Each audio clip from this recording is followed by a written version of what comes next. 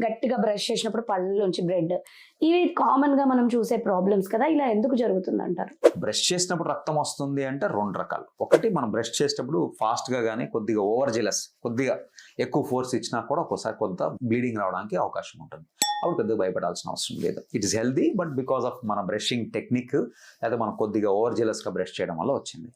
Next వచ్చేసి it could be a sign of your gum disease, చిగుళ్ళ వ్యాధి.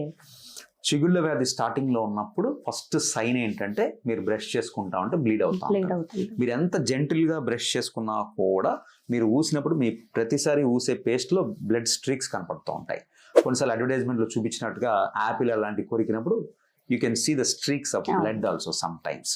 So it's a clear alarming indication that you have some initial stages of gum disease అండి. అలాంటప్పుడు మనం చిగుళ్ళ doctor గారికి చూపించుకుంటే వాళ్ళు చూసేసి ఏదైనా క్లీనింగ్ అవసరమా, డీప్ క్లీనింగ్ అవసరమా, మీ రిక్వైర్డ్ ట్రీట్మెంట్ బట్టి అది చేసి దాన్ని తగ్గించుకోవచ్చు.